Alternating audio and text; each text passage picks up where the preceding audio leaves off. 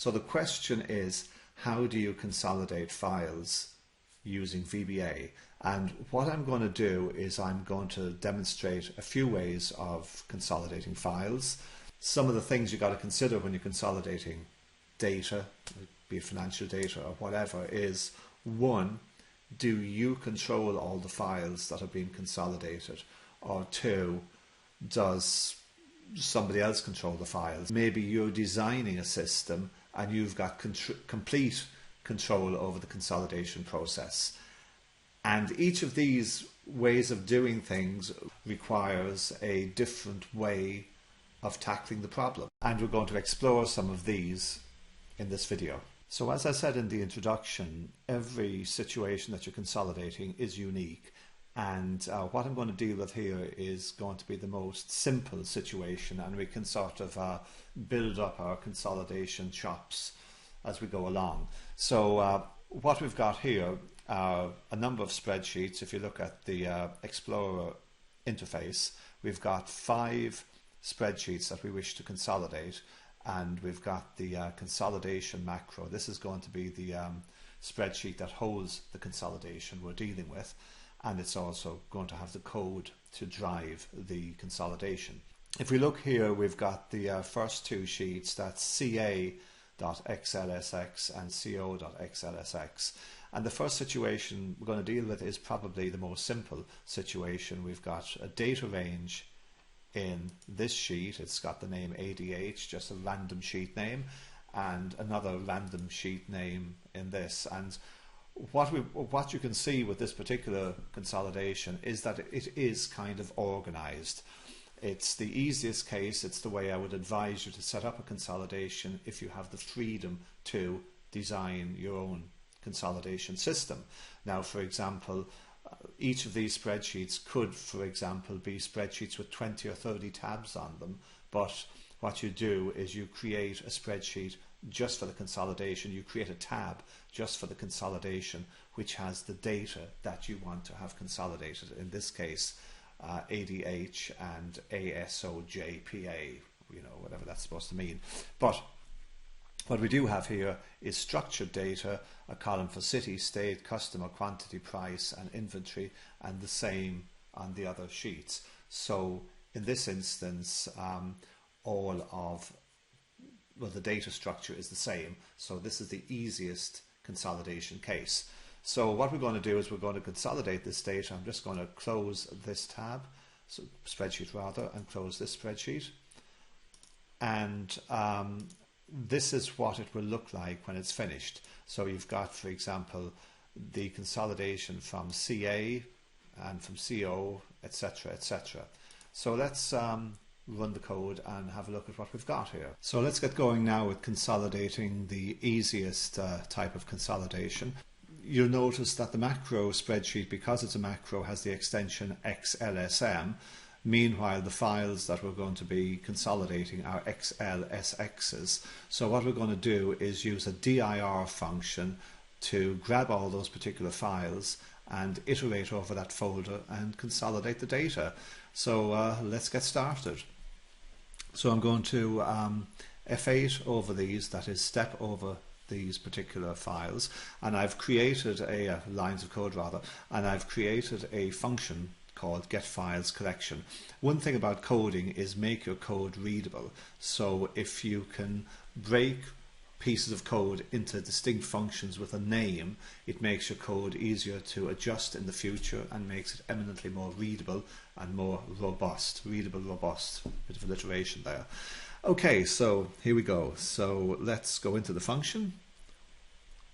And so this is where we use the dir function. So a useful object in Excel is the this workbook object, and this workbook is an object variable that refers to the current workbook that you're using. And one of the methods, methods being a function that gives you information, is path. So this workbook.path returns you the path of the workbook.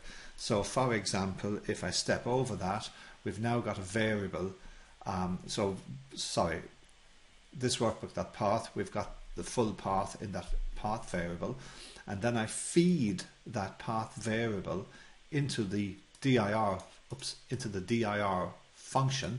So I'm giving it the path, but I can also give it a modifier, which is the file extension that we want to look for, and by passing VB normal, it's going to return files that match that pattern. So if we look at the immediate window, you can actually see the path, and here we go. There is the path that's been passed to the dir function, the path and the file extension. So when you execute the dir function for the first time, you will get a file returned. And so if you look at the folder, the first file in the folder is ca.xlsx,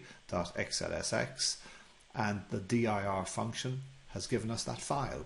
So we're going to now open that file. So what we do is we stick the dir function into a do while loop, and while the file variable has a value, the loop will continue iterating, or looping, I guess, basically. So now we've got the first file name, and we need to add it to the path so that we can then open the workbooks. We've created our collection variable. You can see it's empty. So now what we're going to do is add this first path to the collection. And this particular variable is going to be filled up with the 5 file and path names, and then later on we'll be able to loop and iterate over those and grab each of these workbook names. So first of all, we're building the loop variable, otherwise known as a collection. So here we go. So I've added that to the collection. I've added the path and file name to the collection, and if we look in the watch window rather, we can see that the first file name has been added to the collection, and it's the item 1 of the collection. And now to get the next file in the directory path using the dir function, what we got to do is call the dir function again. But notice when you're calling it for the second time in the loop, you don't have to put in all of this information. It's not only that you don't have to, you mustn't put in this information, because it knows what it's got to search, and this particular command means find me the next item. So if we look at the variable right now, it's got CA, which was the first file we got, but now when I call this dir function a second time, we'll now see that it's switched from COA to CO, and looking on our file browser we can see CO is the next file in the list. So now because the file variable was not blank, the loop continues, and so now CO and the path to CO will be appended together, and watch, you'll see another item appear in the collection. So there we go, we got 2 files in the collection, and this is going to keep looping until there are no more files to be found. And the useful thing of putting in the file extension, you can see that the next file normally in the collection would be the console, but it's going to skip that file because it's got the wrong extension name. So let's do this, and you can see now it's skipped the console and moved to FL because that's the next one with this particular extension.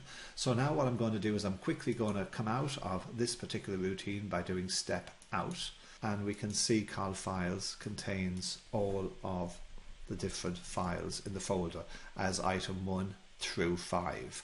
So now a useful method, a useful piece of information you can get from the collection is how many items are in the collection. So we can see there's 5, and another element of doing consolidations is you need to clear your data before consolidating. So I cleared this earlier, so just to give you an example of what it does, it clears the spreadsheet and makes sure everything is clean for the next upload of data. So now what we're going to do is consolidate these files. We've got the list of files and their paths, and so with this for loop we're going to iterate over them. What we're doing here is we need to first of all get a reference to the target range. Where are we consolidating to? So in this instance, sheet console 101, if we open up the project, sheet console 101 is the consolidate all files tab. So let's get range start, which is what I do here is I use sheet console.usedRange, which gives us a reference to all the range, and then I'm saying get special cells, the last cell in the spreadsheet, and then go down, left and up. So what that does effectively is it finds, say, the last used cell in the spreadsheet, which, you know, could be this cell, for example, and then it's getting the Excel objects to do something similar to end down, go down to the end of the spreadsheet, end left, Excel to left, move the cursor to there, and then end up. And so what this particular command is going to do is give you a range reference to A1. Now, if I will verify that by going to the immediate window. I'm just going to click the cursor there, do range start.select just for verification, and you can see it's A1. So we know if when you do that it goes to cell A1 that there's no data in the sheet, because otherwise it wouldn't go up to the top. So if there's no data in the sheet, when we're consolidating, we're going to want to grab the headers. So let's do that now. So you can see I'm testing to see if range start.row equals 1. Let's go in, and I now have another routine called load data. Notice how in all of this code I'm breaking stuff into separate routines. I'm not doing one long piece of code, which for various reasons that I don't have time to get into here is bad. Okay, if you do one long piece of code. So here we go. So let's go into load data. I've created a variable for the workbook. I've passed in, let us go to the locals window again. I've passed in the range start variable as an argument, the path, and a grab headers boolean. So let's open the workbook, and the workbook is opened, and this is the workbook that was opened. So let us now consolidate that data. So range source, so we're saying, so in this first simple consolidation, what we're doing is we're just grabbing all the data in the first sheet of the consolidated workbook. So we're saying that this is how you've designed it to be done, basically. So this is one of our use cases. So we get range source, so let's just test out range source dot select, and it's that. So what did I do? I said set range source into the workbook we've opened, the first worksheet, worksheets 1, range A1 dot current region. And so that's the equivalent of pressing Control asterisk or asterisk on your keyboard, and it gets the current region.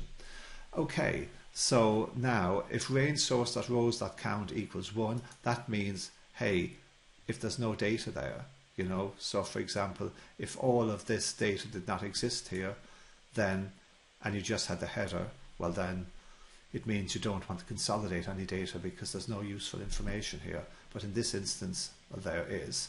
So let's consolidate it. So what we're going to do now is we're going to write this data here into the consolidated spreadsheet, but we're not going to use copy and paste. No, we're going to do it the professional way, and we're going to avoid the clipboard, and we're going to write it directly.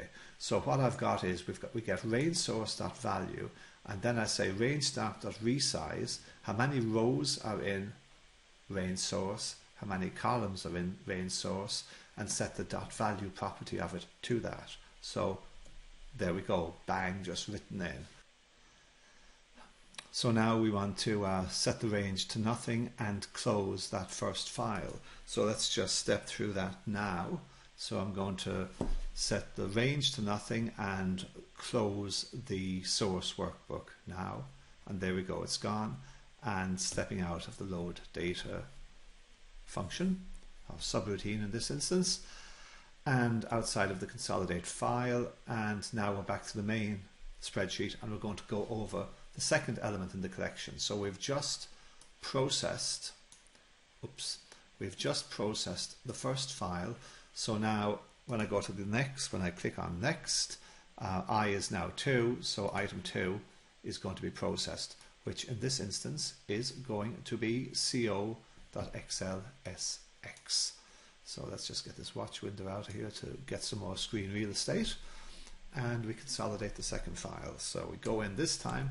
Now what we're going to notice is we've done the sheet console, which is this sheet, special cells, Excel type last cell, which is most likely going to be, well, let's just see where this takes us to. So if we were to do Excel type last cell, I'm just going to copy that into the immediate window, and I'm just going to select it. And this is a useful teaching point as well. So use the immediate window to help test variables. So if I do select, we can see that that cell F6 is where cell type last cell selected. But now if I put on end Excel down, and I'm going to put it in there, dot end Excel down. Oops, I've got two dots. So now you can see, just like I said, it takes you to the bottom of the spreadsheet, but then you can chain on dot end Excel to left. So let's take that, oops, and close the parentheses. And that takes you over to A1048576, and now we want to shoot it up. So let's do that now. And dot end Excel up, and close the parentheses. And now obviously in the code we're not using select, but we're using select to illustrate to the programmer what's going on. So that takes us to row 6. So basically I've tested here to see if range start.row equals 1, but it's not 1. So that means we've already got our header, because if it was 1, the cursor would have gone to there, meaning there was no data to stop it. So basically we know it's not 1, it's 6. So therefore when we're grabbing the source data, we don't want the header, because we've already got the header here. So let's test that. No, it's not 1. So what we do is we say range start dot offset 1. So just to show you what I'm talking about here, range start dot select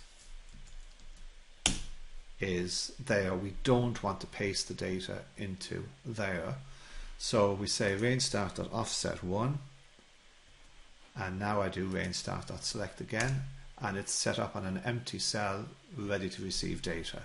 So now I've passed it the Boolean. If I press spacebar here, grab header as Boolean, we're saying false, don't grab the header.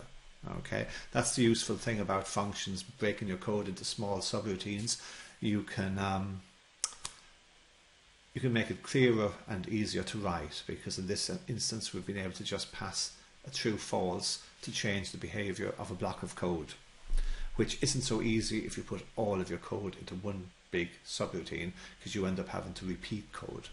So now if I go in here, and so we can see we've passed in range start, which is cell A7, we've passed in the path, and we've passed in the grab header as false Boolean. So now we're going to open the workbook.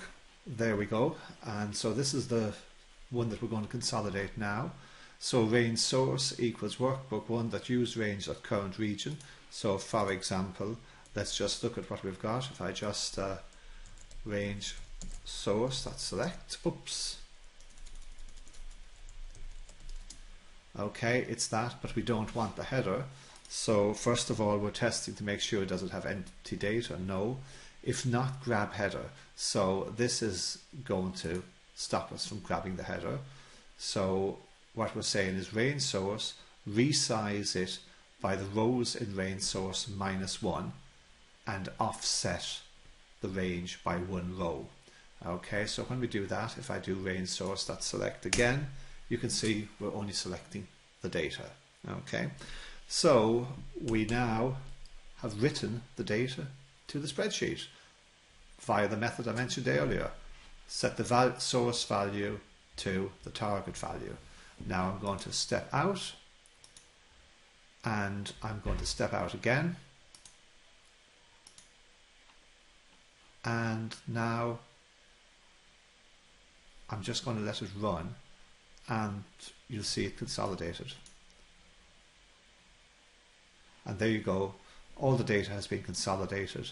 And so that concludes the first case being the easiest method to consolidate. Okay, so our second method of consolidation is going to be where you're consolidating from a defined range. So what I mean by this is, in this instance, you could have a spreadsheet with lots of data all over the place, and what you do is you decide in advance that this is the data that you want consolidated. So you create a range name in order to consolidate this. Now, what I've done is I've created a predefined range name called name console, and it's actually a dynamic range that doesn't require macros. So if I edit the so you go into the name manager, and if I edit the name in the name manager, you can see that what I've done is we're looking at the sheet ADH in this instance. So this is one of the sheets that are going to be consolidated up into another workbook, in this instance the console workbook.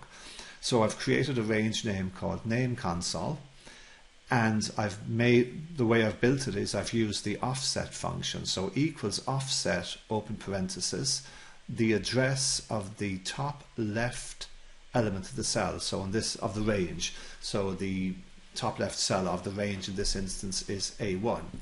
And what I've said is I want to offset it by 0 rows. In other words, I don't want to offset it by any rows or any columns.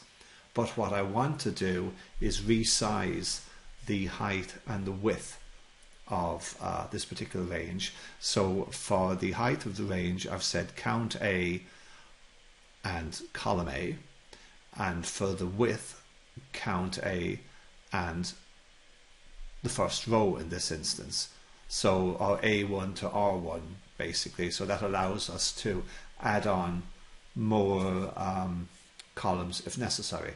And what this does is it dynamically resizes the range. So for example, we know the range name is name console, and I now press the F5 key and type in. The thing about these ranges is when you use the offset function is they don't show up in the go-to window. You just have to know they're there. So if I type in name console and press OK, it highlights the range. Now, there is one disadvantage with these type of named ranges. Because I've used the count A function, the way this range is built is it's counting the non-blank cells. For example, in this instance, in this column. So for example, if we have some data there like that, it's going to mess up the range because it's counting these cells, but it's also counting this cell and this cell. So if I press the F5 button again and type name console, you can see the range is off, mainly because it's counted cell row 10 and row 18 as well. So you can use these ranges, you just gotta have a few rules, such as don't put extraneous data under the range you want. But the good thing, of course, is if you want to add a range, I just type LA, well, Los Angeles, and CA here. Now if I press F5 for name console, it works. So that's a useful way of distributing spreadsheets among your users or among your team, and knowing that the range names are not going to be messed up, provided they follow the rule of not putting non-useful data under the range. So you can research that in a little bit more detail. So that's how you do the consolidation, and it just involves one code change to what we were doing. So in this instance, when I'm grabbing the data, I'm going to do range source. Range source is going to be created by doing workbook.names. The name I'm using console, that refers to range. Now you can contrast that with the previous example where if I just jump over there, you can see I was doing workbook.worksheets1.range.a1.current region. So this one basically had to grab, in this instance, it was grabbing a worksheet in a predefined area. The advantage of doing it this way is I'm not targeting any particular workbook. I'm just targeting name console, so that range name can be anywhere.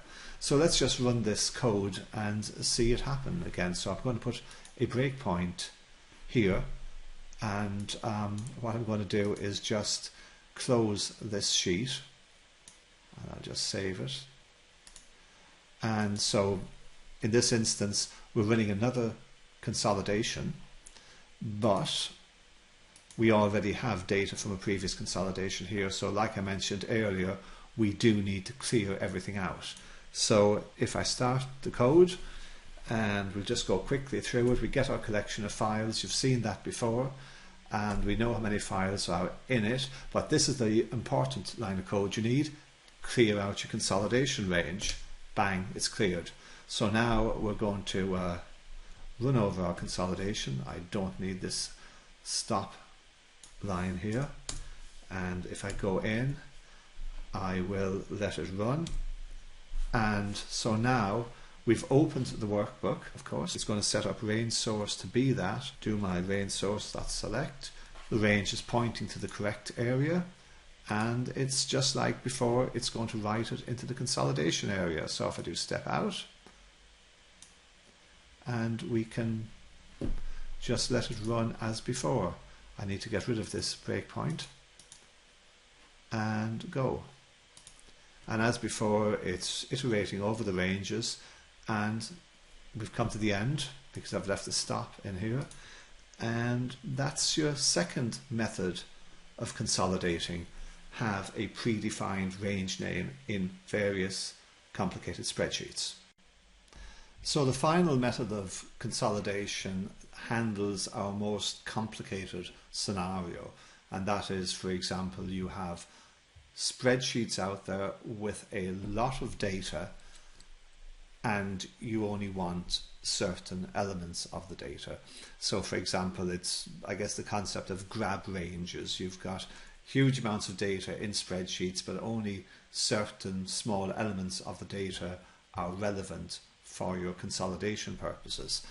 And the way to, or one way, or the way I do it here, and it can be done in many similar kind of ways, is I create a sort of a config sheet, a consolidation info sheet.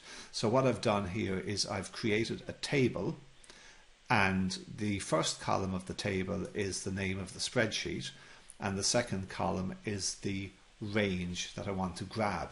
So for example, in each of the files you're grabbing, you will have created predefined ranges. So for example, here in CA, I'm saying we're grabbing the range name contacts. In this spreadsheet, the range name could be called name grab data. In this spreadsheet here, the range could be called data range.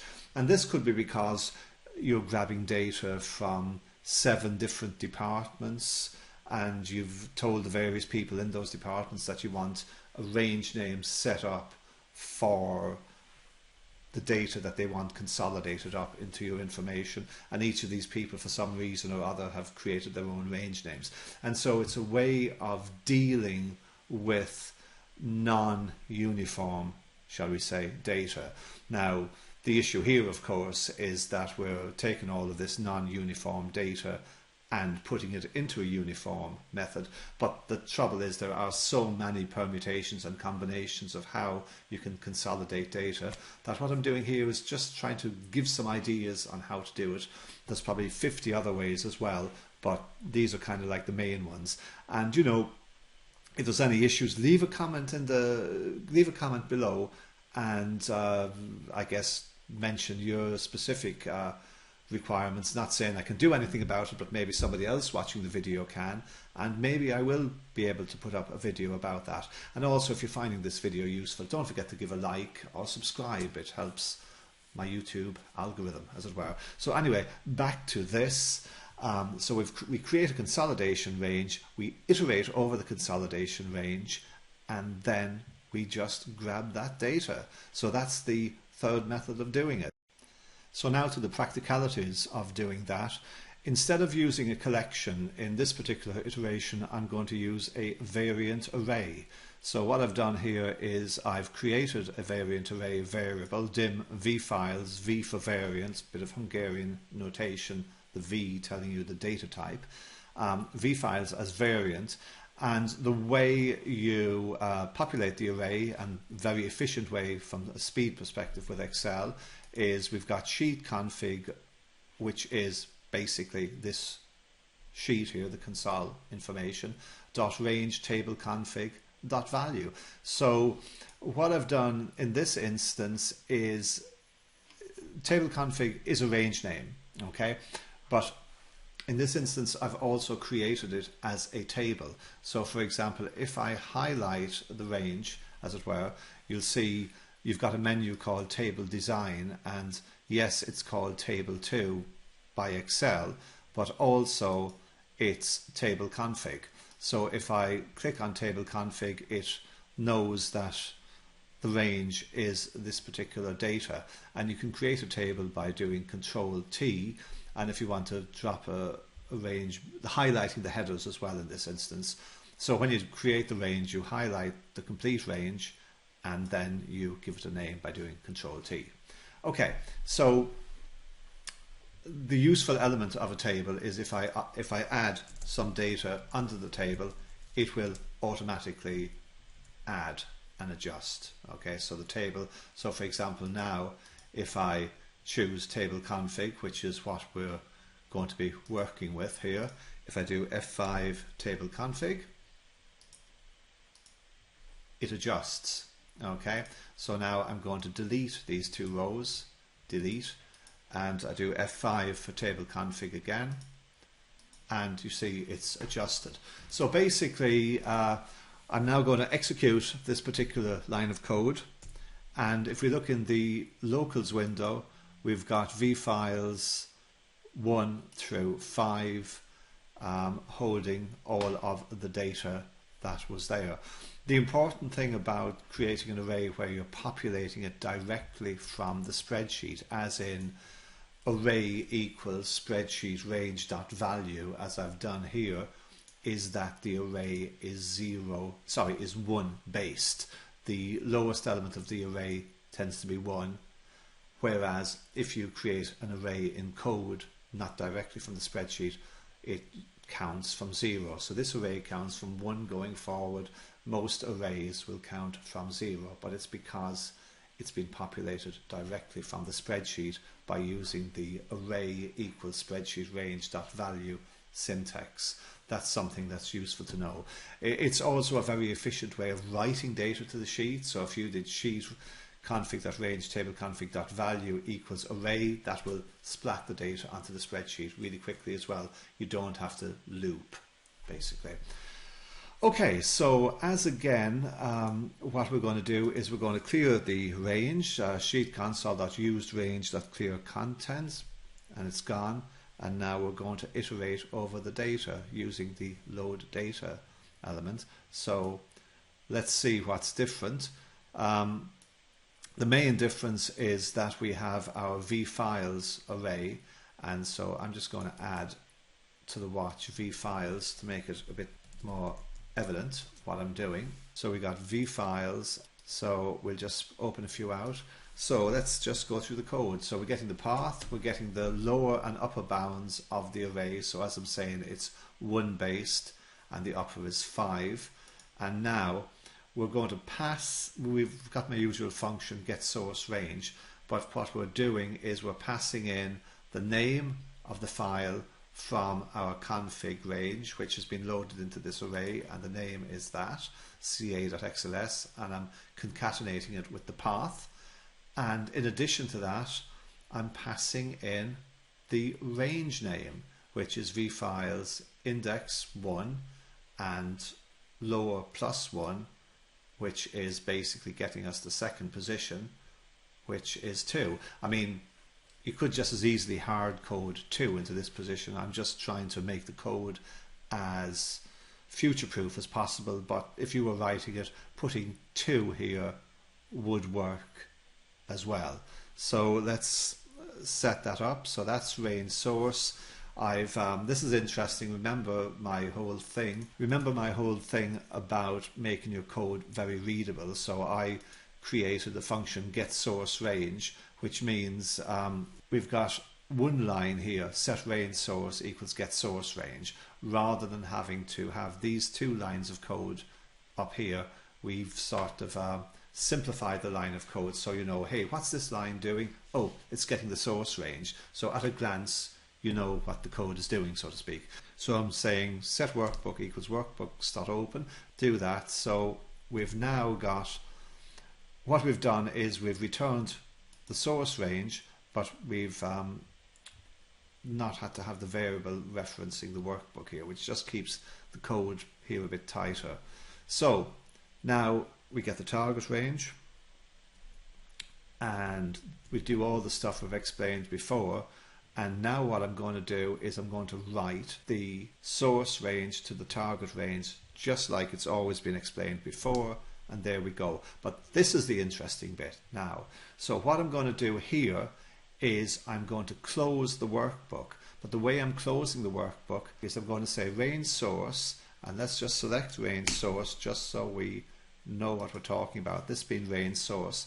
I'm going to say close this range by saying range source.parent. So what's this parent? So remember this is object orientation we're dealing with. So basically the range is an object that's sitting on the worksheet object, and here we've got 3 worksheets. We've got these tabs, so a worksheet is like a tab. So you got the worksheet object. So range source, which is this selection here, its parent is the worksheet object, and in this instance the worksheet we're talking about is ADH, and the parent of the worksheet is the workbook, which is ca.xlsx. So to make things clearer, a bit of the Excel object model, on the top you've got the workbook, and then under it you have the worksheet, and then you have the range. So you can say workbook.worksheet.range, but also range.parent is the worksheet and worksheet.parent is the workbook. But you can also do range.parent.parent, which in this instance range.parent.parent is the workbook. So what I have done here, let me get this out of the way, what I have done here is range parent.parent.close false, which is the same as saying workbook.close false, because this here equates to the workbook object. So when I execute this line of code, the workbook is gone. Okay, and it kind of keeps things cleaner because that means we didn't have to have a lot of code pertaining to the workbook in this particular routine. So that is that. So what's going to happen here is this code now is just going to iterate over each of the elements that was in this consolidated sheet, which happens to be held in the vFiles variable. So let's just go in, and you can see again, if I just pull out vFiles just to make things absolutely clear, we're iterating over these which have come from the console info sheet. So now I'm just going to let it rip. So step out, let the code run now again. It's just iterating over that consolidation range. And there you go. That's it. That's 3 examples of how to consolidate data. There's also ways of consolidating data from workbooks without opening the workbook. You'd only do that if the workbooks are super large, but there's a way of doing that which is beyond the scope of this particular video. But let me know what you think, leave a comment below, and in the next couple of minutes of this video I will show you how to get the workbook that goes with this. Get the code that goes with this at businessprogrammer.com/go/107. Please like and subscribe also. It encourages me to keep producing more videos. Also, I've got some affiliate links below to some books that I think are pretty good on Excel VBA. Thanks for watching.